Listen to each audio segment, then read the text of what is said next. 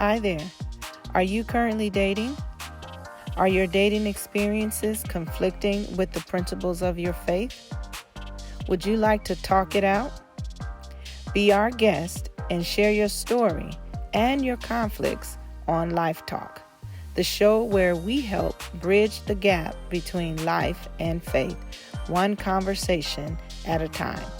If you would like to be our guest, visit our website at AngelaThibeaux.com.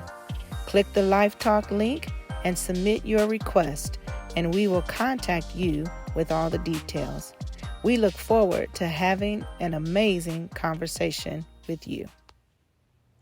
Hello, hello everybody. Welcome back. This is Life Talk. This is the place, the show where we bridge the gap between life and faith. Yes. And so I am Angela. And I'm Juamona. And we are so excited to have you here Yes. again this week. Right, we've had some exciting episodes already that have aired, and we are excited to start a new one. Right, in this Yes, I think it's gonna be a good one. It's gonna be a good one. It's gonna be a good one. Put your seatbelts on. Let 'em Lock on. yourself in. Yes. And get ready for the ride.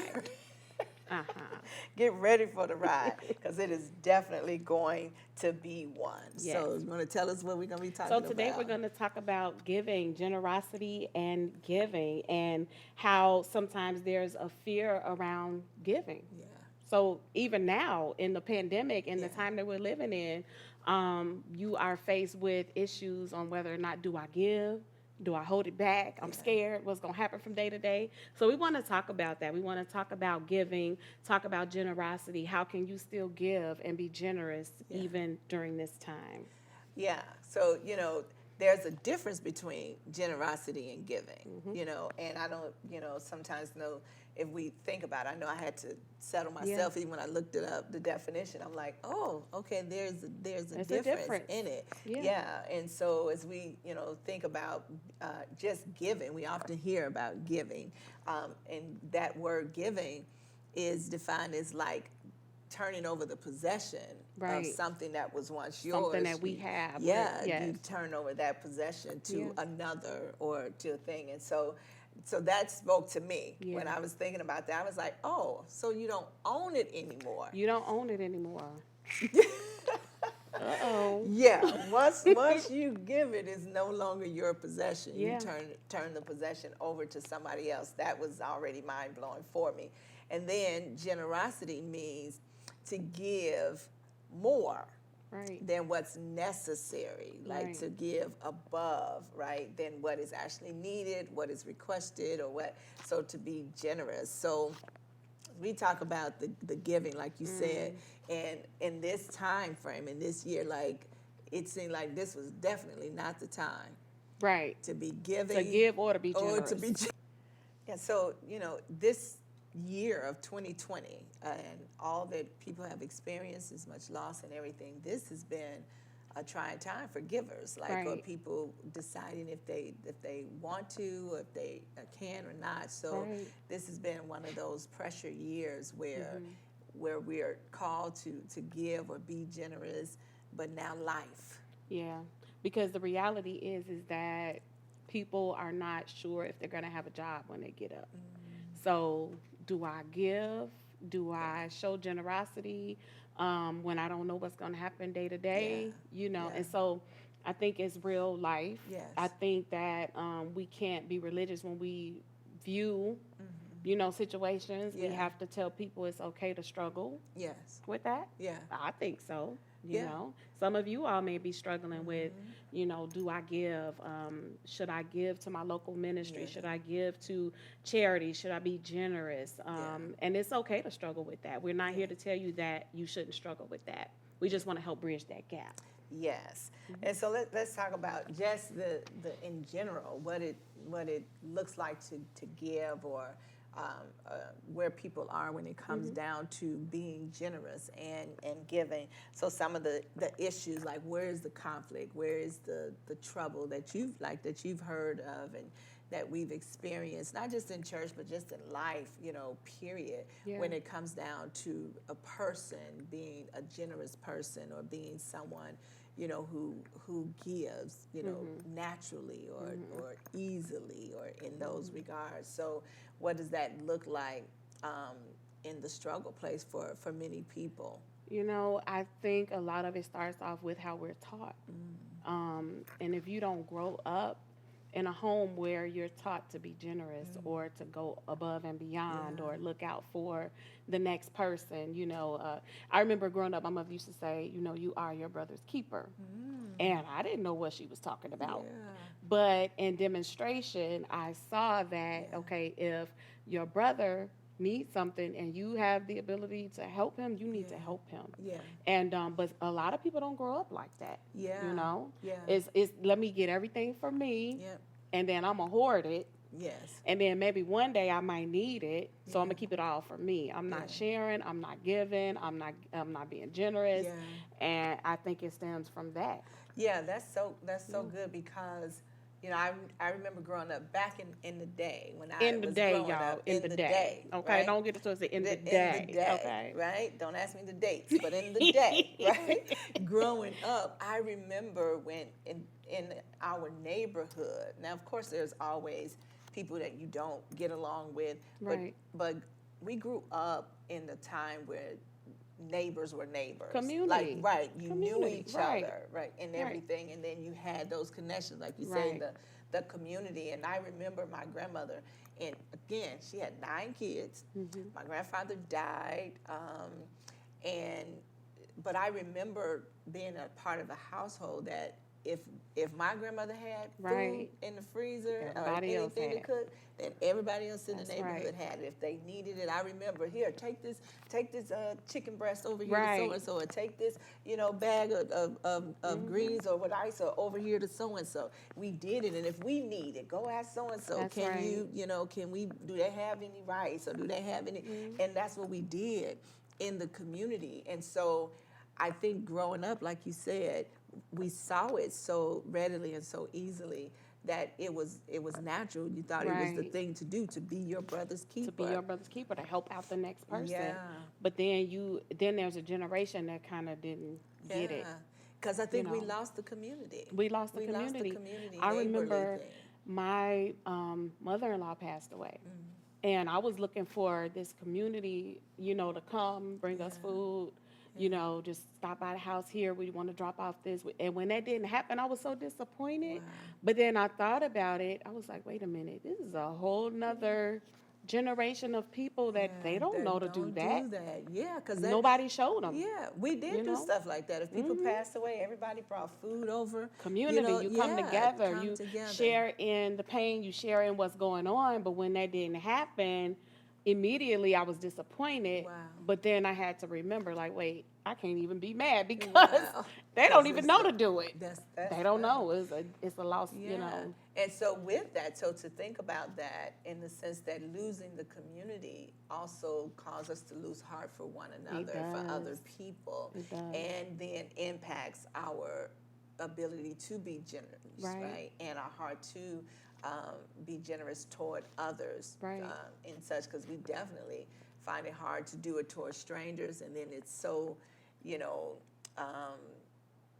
almost risky to give. People feel like, to give to perfect strangers or causes or whatever. So the heart issue, so it's, for me, like in listening, even as you're talking, it's like, it really is a heart. It's a heart thing. And we grew up with having that heart kind of imparted to us or reflected before us. But now, like you say, a generation of people who don't have that. So our hearts are disconnected from being generous and being given. So what do we do, what do you do as a people? I don't know. So you grew up with that giving. Do you still have that? I do. Yeah. I do. I think the older I got, the more I wanted to give. Yeah. And it wasn't because I was expecting anything back. I think that's what messes us up too. Sometimes we do things because we want, okay, she gonna remember me, and then I'm gonna be able to get my return on this, Yes. And it's like, you cannot do things with that heart. Yes. Like, you cannot do that. Yes. And but I am still like that. when people need me, I go over and beyond. And it's not because I want anything back. That's just who I am. Yeah. And but I still think we got to have boundaries around it. Yes, absolutely. And we're going to talk about that Yeah. too. But yeah, I grew up, and I'm still the same way. Mm-hmm. My mother is a giver. She's a big giver, and so I've seen it demonstrated in front of me, and I'm like that, you know, as well. So I think it's a huge part of our life as believers. Right. You know, when we believe, we see that God has really called us to be givers. And when you say that, like, that's the whole point of, like, no, you're not supposed to expect nothing in return. Like, that's why I'm like, that definition, like, no, you turn over possession. Right. It's not yours anymore. You give it. And so it's not an expectation so basically, of just a return. If you can't part with it and not expect anything back, you don't need to give it. That is true. Because if you gonna still struggle. Want to own it on the other side of your hand, and then you're going to be on the struggle bus trying to figure it out, okay? No. Don't even do it. True. Don't even do it. So true. Yeah. Wow. So that's, some people may be struggling with that heart issue, or maybe a part of, like, these different times where you haven't seen it being done. It's not a natural thing, and not something that's being demonstrated, and everything for you. Yeah. So it's something to think about and to consider where our heart is concerning it. If we really have a heart of generosity and a heart of giving as well. And then there are some people who really do have a heart. Yeah. But they don't have the means. They don't have the means. So then what do you do with that? Because a lot of times they get beat up. Yes. Oh, you can't give in this way, so you're not useful. Yeah. You can't give financially, I don't really need you. Yeah. But I think, teaching people, educating people, giving them opportunities to give in other ways and being generous in other ways.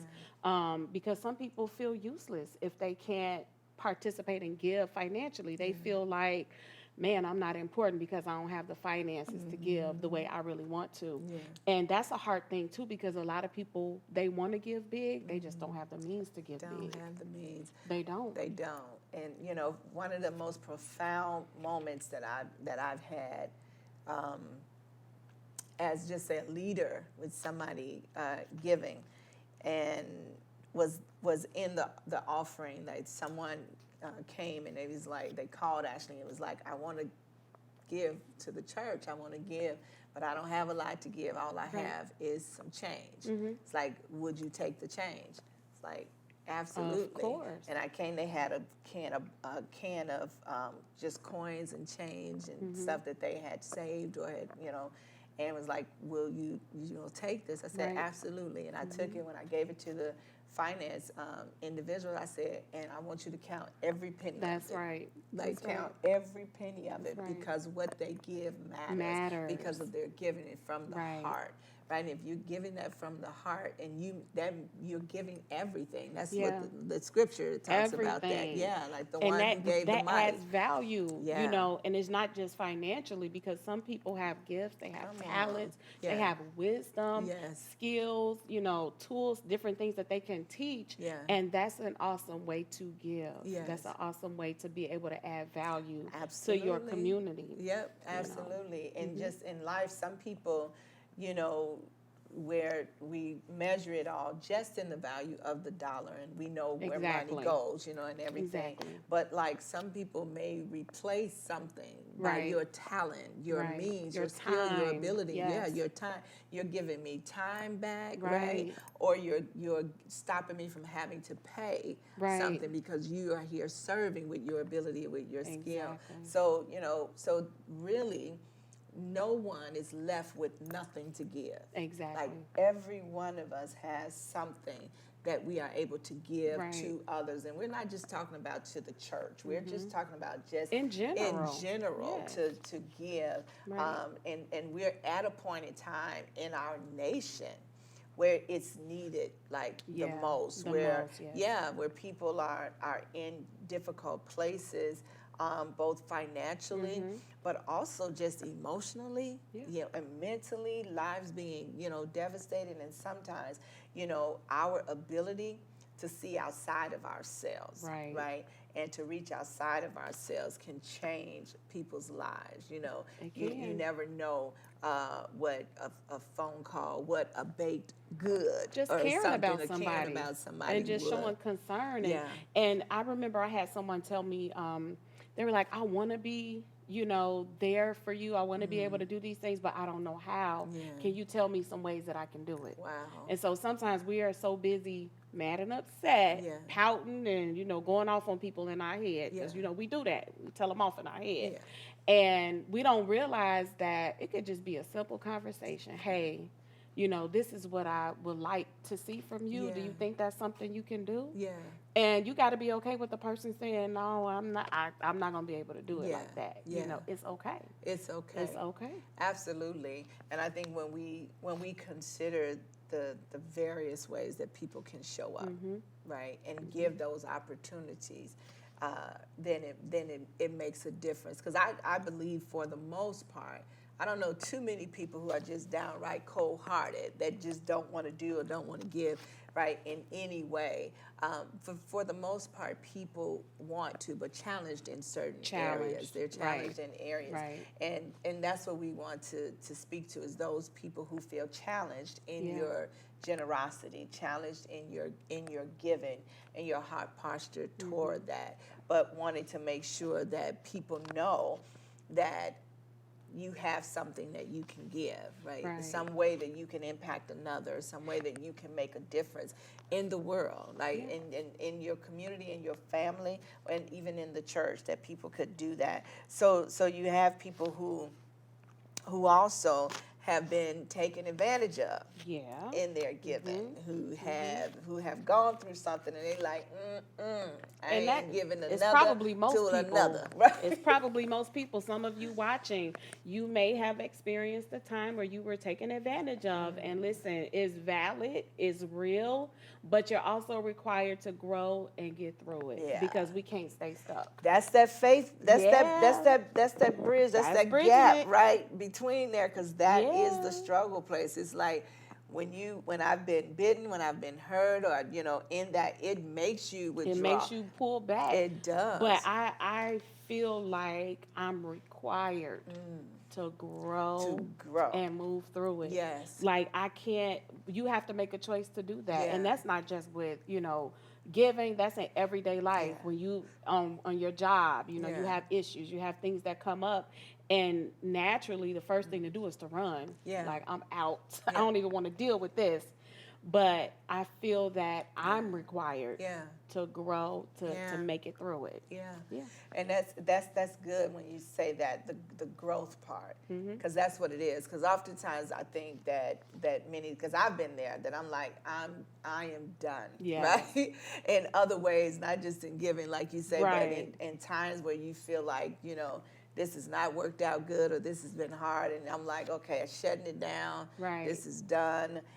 Putting the wall up. I'm not, not doing that anymore. But you end up, I found that you end up putting yourself in a greater place of struggle, because it's almost like you're going against the grain. Because it's natural for us, I believe, to really be givers, to care about other people. It's really natural for us to do that. And when I get shut down because of these types of things, then I'm going against the natural grain of myself and who I am.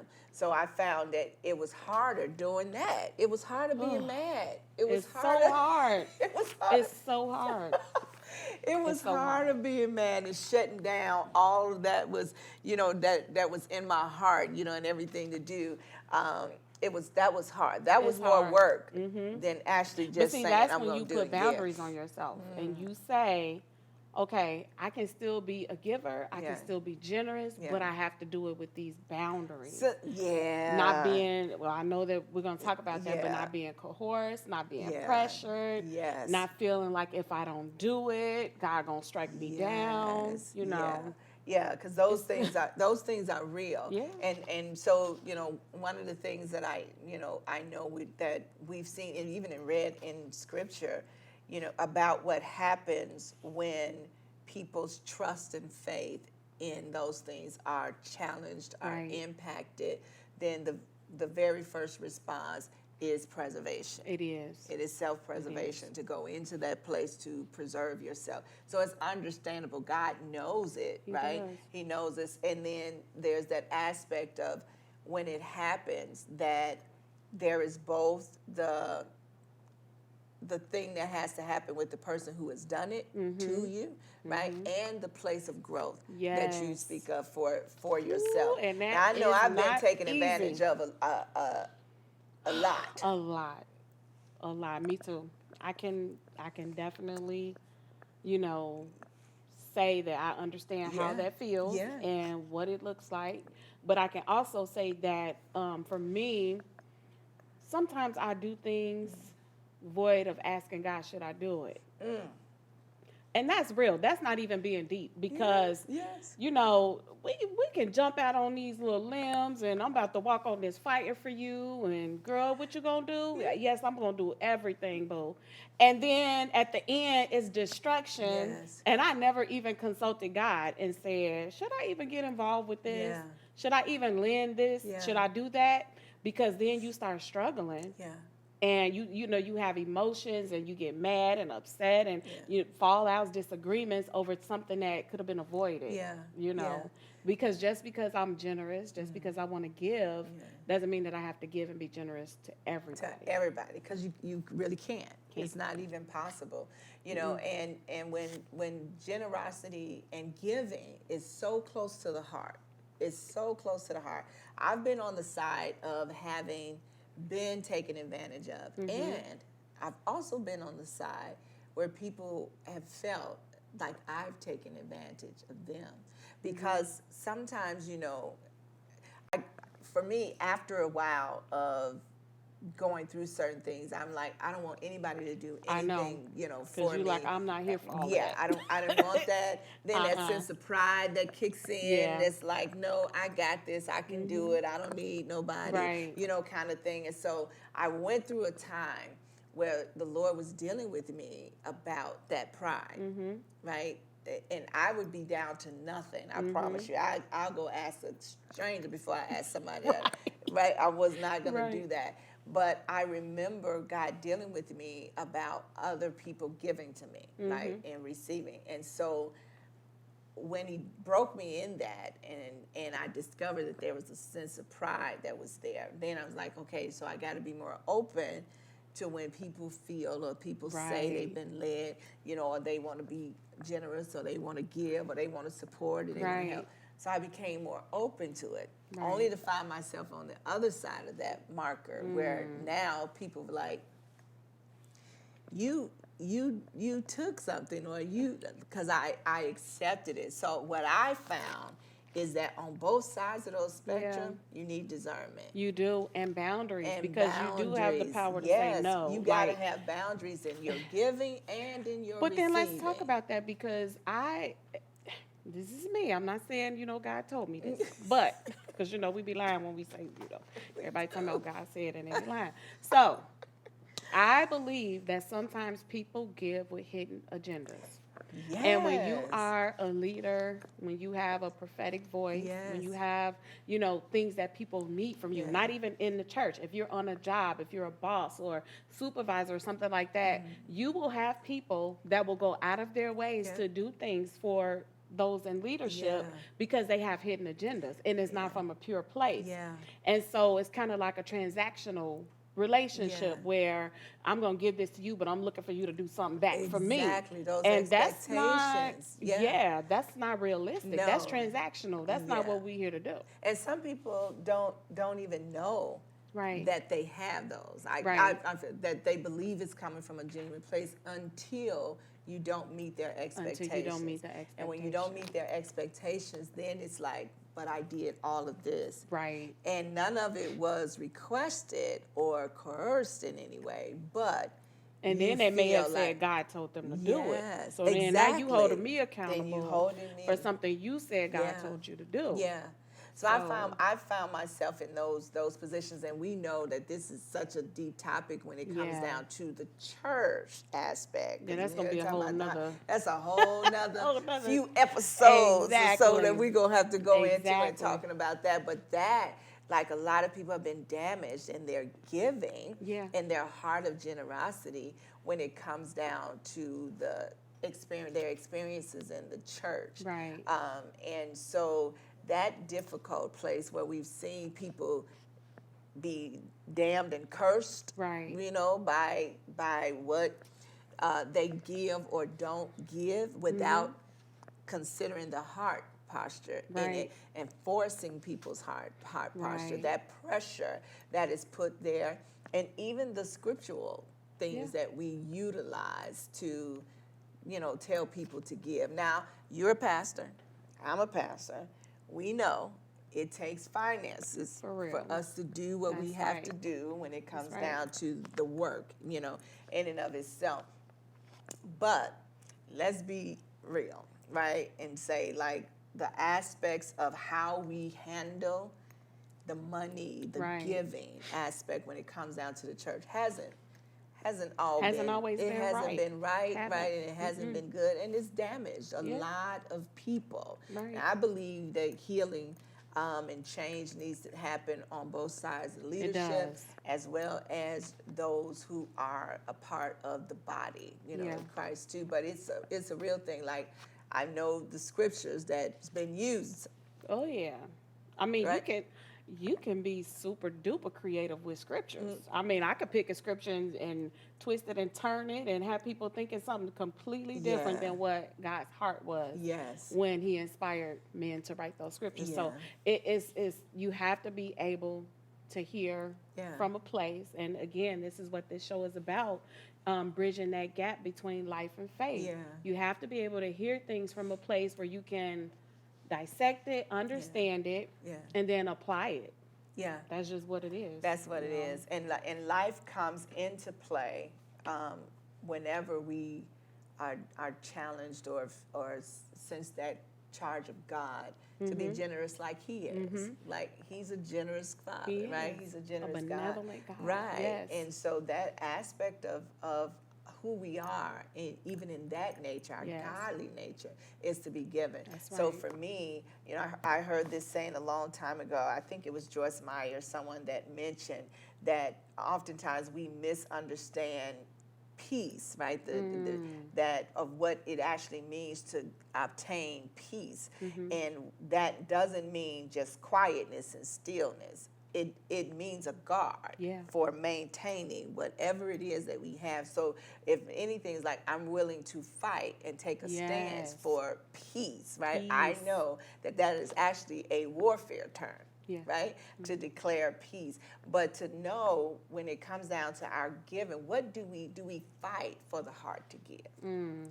Like, you're not going to take that away from me, right? Right. To put me in a position where I no longer want to do that. To put Right. me in a position where I feel reluctant or resistant, you Right. know, or feel some kind of bad way about giving when it's in my nature. That's oftentimes where the position that I take, that I'm gonna fight for the You good have that's to. in me. Like, Have it's to. a lot of other stuff in. Because it'll be easy Right, just right. to say, you know what, we just gonna let it all. Just I'm let just it gonna. all, right. That's not how. That's not the way for us to Yeah. show our life, you know, Yeah. connected with our faith, Yeah. because people will see us struggling Yeah. and not willing to fight to get Yeah. back on course. Yeah, and that's the thing. Like, if you're out there, and I know you're listening, for whatever reason, you may be struggling. Whether it's, again, like we said, the heart, the posture that you've never been taught to give, never seen anyone give. You've never been a recipient of someone giving genuinely, someone giving authentically, right, and not expecting something in return. Or maybe you have, you know, been without, and you have felt like you are in this position of need, where you need more than you are able to give.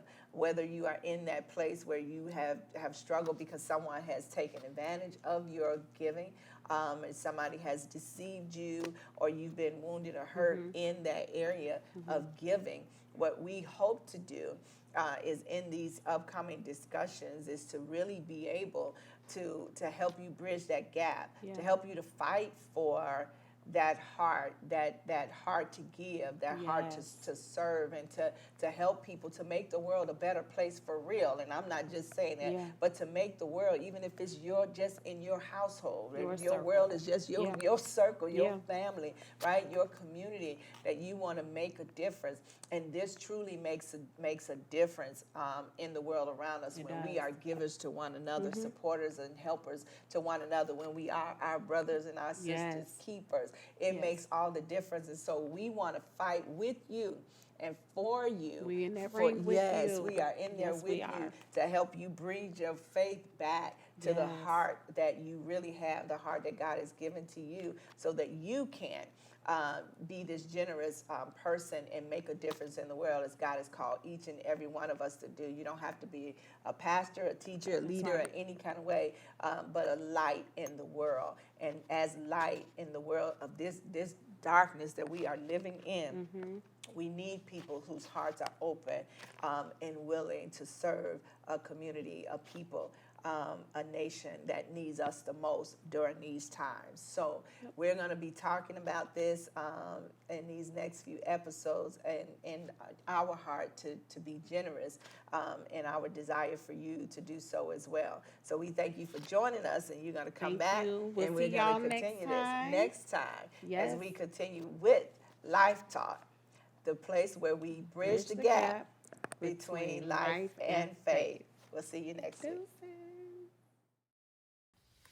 Hi there. Do you teach singles how to date according to biblical principles? Do you help singles navigate through their faith conflicts while dating? Would you like to share your knowledge and help people talk it out? Be our guest and share your story, your experience, and your knowledge on Life Talk, the show where we help bridge the gap between life and faith, one conversation at a time. If you would like to be our guest, visit the website at angelathibeaux.com. Click the Life Talk link and submit your request, and we will contact you with all the details. We look forward to having an amazing conversation with you. I hope you enjoyed this episode of Life Talk. Be sure to like, comment, and subscribe to the channel. Click the bell to be notified when the next episode airs, so you never miss a show. And don't forget to follow me on all my social media platforms so we can stay connected. Until next time, stay in faith.